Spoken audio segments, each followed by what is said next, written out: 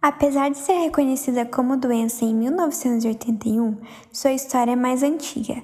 A AIDS surgiu através de um vírus denominado SIV, encontrado no sistema imunológico dos chimpanzés e do macaco verde africano, conhecido como o macaco mais velho do mundo. Por mais que não deixe os animais doentes, o SIV é um vírus altamente mutante, que teria dado origem ao HIV, vírus do AIDS.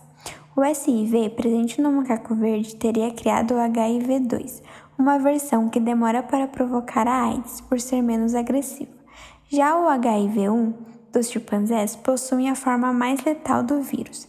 Segundo Jacir Pasternak, do Hospital Beneficência Portuguesa em São Paulo, a transmissão para o ser humano ocorreu em tribos africanas que caçavam e domesticavam macacos verdes e chimpanzés. Em 1930, os principais estudos indicam que ocorreu a primeira transmissão de macacos para o ser humano. Em 1959, o primeiro caso confirmado de morte ocasionada pela AIDS é de um homem que morava em Kinshasa, Congo. Em 1981, a AIDS é reconhecida como doença. Nos Estados Unidos, surgem vários relatos de sintomas em homossexuais. Nesse mesmo ano, morre o paciente zero, naquele país, um comissário de bordo que transmitiu a doença em suas viagens. Em 1983, o vírus é isolado pela primeira vez por pesquisadores. Em 1985, teste identifica a presença de anticorpos no sangue. Em 1986, surge o nome HIV, vírus da imunodeficiência humana. E em 1987, a primeira droga criada para ajudar o tratamento, o AZT. Agora eu vou falar um pouquinho sobre a transmissão e o funcionamento do vírus HIV no portador. O vírus HIV sobrevive em locais externos por alguns minutos. Mesmo assim, sua transmissão depende do contato com as mucosas ou com alguma área ferida do corpo, como relação sexual desprotegida, transfusão sanguínea de sangue contaminado, compartilhamento de agulhas para administração de drogas intravenosas. Também existe a transmissão vertical, ou seja, a mãe infectada passa para o feto durante a gestação, conhecida como AIDS congênita. A síndrome da imunodeficiência adquirida é uma doença infectocontagiosa causada pelo vírus HIV. Ao infectar-se pelo HIV, o vírus faz uma alteração no DNA da célula TCD4+, para criar cópias de si mesmo. Após se multiplicar, rompe esses linfócitos em busca de outros para continuar o processo de infecção.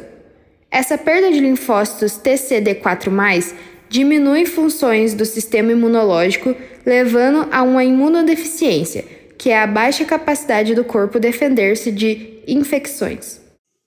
Os sintomas iniciais do HIV, na maioria dos casos, são os mesmos de várias viroses, porém podem variar de acordo com cada resposta imunológica de cada indivíduo.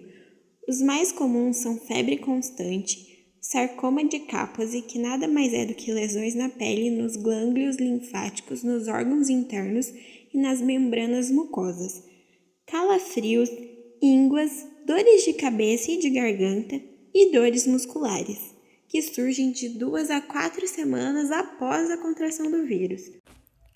O teste ELISA é um exame de sangue específico para o diagnóstico da AIDS. Ele começa a registrar que a pessoa está infectada 20 dias depois do contato de risco. Também, o Centro de Referência em Treinamento em DST e AIDS realiza um teste laboratorial mais rápido, onde o resultado sai algumas horas após a coleta de sangue. Não existe uma cura para o HIV, mas ele pode sim ser controlado. No final de 1995, o coquetel de medicamentos pôde ser prescrito para os portadores de HIV. A associação de várias drogas diferentes transformaram a doença letal em uma doença crônica passível de controle. As normas brasileiras e mundiais prescrevem que o coquetel de medicamentos pode ser introduzido quando os valores das células CD4 estão entre 200 e 350. Abaixo de 200 é obrigatório para corrigir a deficiência imunológica. Um dos principais efeitos colaterais é a lipodistrofia, isto é, a redistribuição da gordura pelo corpo. Para prevenir o HIV, existem algumas medidas que devem ser tomadas. E a principal delas é usar preservativo durante as relações sexuais, porque assim a chance de você transmitir o HIV para o seu parceiro é muito pouca. Porém, ainda existe essa chance. Por isso que também tem outras medidas a serem tomadas. Por exemplo, usar seringas e agulhas descartáveis, usar luvas para manipular feridas e líquidos corporais, testar previamente o sangue que vai ser usado em uma possível transfusão. E é importante também que as mães infectadas usem antirretrovirais durante a gestação. E também evitar de amamentar os filhos quando eles nascerem. Só que o HIV tem um porém. Ao contrário dos outros vírus, como o da gripe, o corpo humano não consegue se livrar do HIV. Ter HIV não significa que você vai desenvolver AIDS. Porém, uma vez infectado, você vai viver com HIV durante toda a sua vida.